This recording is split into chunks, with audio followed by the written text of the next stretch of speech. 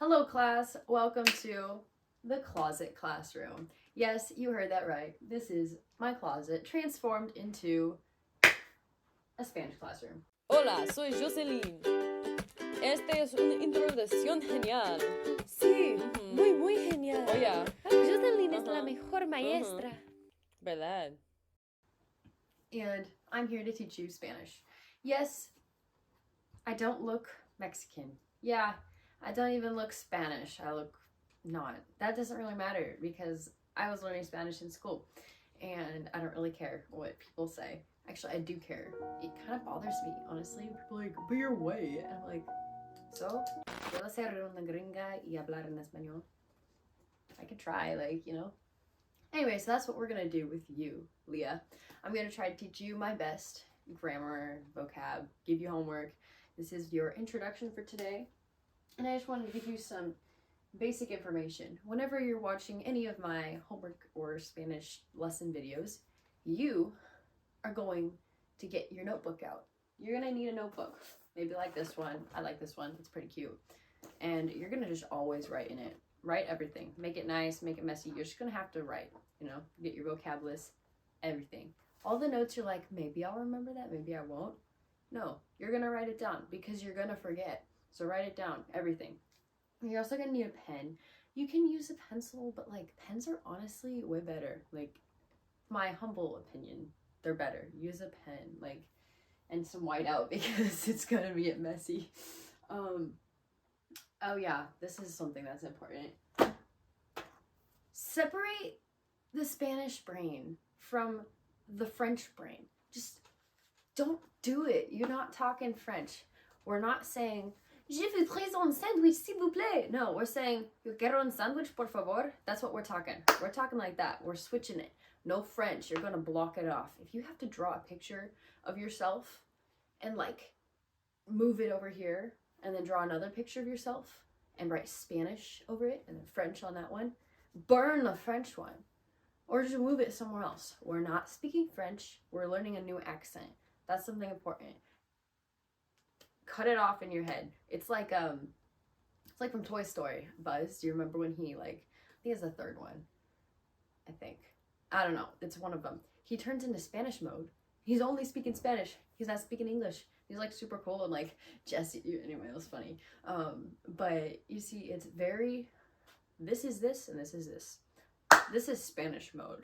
You can kind of do English, but we're learning Spanish. We're not learning French. We're going to do the Spanish accent.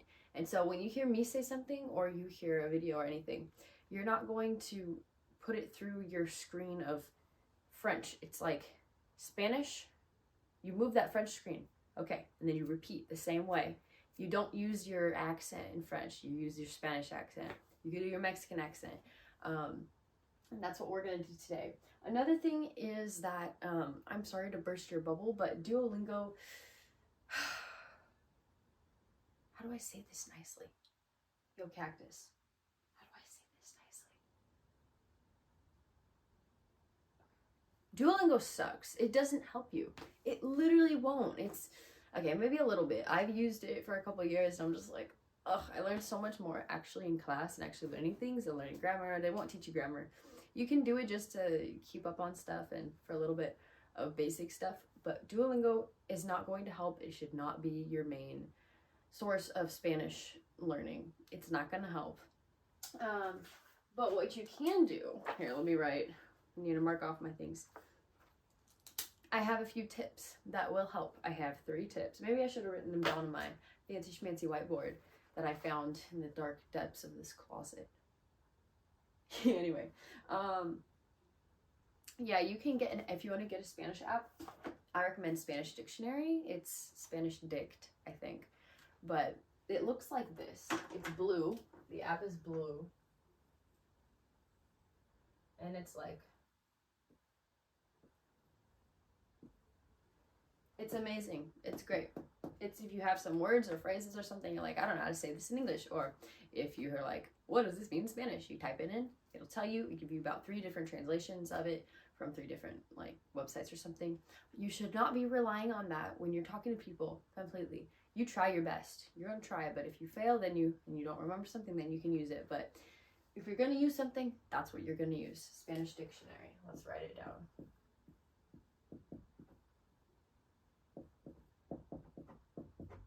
Boom. That's good. Get that app on your phone.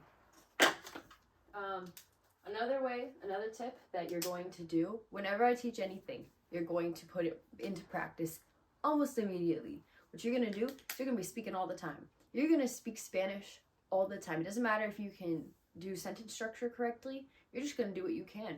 You walk in the kitchen, you're like, este es la cocina. You're going to just say, this is the kitchen. You're going to say everything. You see this? You're like, es una pluma. Actually, it's not a pluma. Some people say that. Some people say bolígrafo.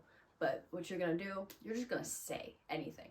You look at the mirror, you're going to call it a mirror. You know, like, you're going to see everything through the lens of Spanish, and you're going to be so annoying. Trust me, people are going to hate you now. They're going to be like, stop speaking Spanish. And they're like, oh my gosh, it's so annoying. And you're going to be annoying. And if you are annoying, that means you're doing it right. So speak Spanish all of the time. Sing in Spanish. Learn those Spanish songs. Like, I got a playlist on Spotify of some Spanish Jesus music. What you're going to do, you're going to listen to that. You're going to memorize it. And one of the things about listening to Spanish media and music is when you're singing it back, you're singing it with the accent. They're teaching you how to speak. They're teaching you how to have an accent and how to sing when you're breaking up words. And it's really great. And so that's something you're going to be doing all the time. You're just going to be speaking Spanish. Just, if you only know one word, you're going to say, you're like, where is my bolsa? I got to go to church or something. Like, you know, like you say that. You're going to speak all the time. That is my number one tip. Duolingo? No. You're going to use it. You're going to use it immediately. You're going to be annoying about it all the time. If you want to learn, you got to be dedicated. And so that's one of the things. Is like, you can't just half learn Spanish. You have to actually want to learn Spanish. So if you're going to go for it, go all the way and be dedicated and understand that this is super important. And like, so many people speak this language, especially in California where we live. You know how many more people you could talk to? You know how many more people you can help, like at the grocery store, where you're working, LEAH. Like, this is super important. And you'll be able to understand a different culture and other people and not just your own. I think it's a beautiful gift of culture that you can share, and hopefully maybe one day share Jesus with them, or maybe they can teach you stuff, because so many people know so many things and you've got so many more doors open if you learn another language. So you're gonna have to be dedicated. You can't just be like half in, half out. You gotta actually want to do it and be on it. So if I assign you homework, you're gonna need to do your homework. Maybe you could put me on 1.5 speed. Maybe if you're really rude, you could put me on 2 speed. But you're gonna learn this, okay? Okay. Peace out. Yo, you made it to the end. Good job. Let's go. Now learn some stinking Spanish. Apply it. Do it. For real. Yes. Yo, Okay. bye. Do it.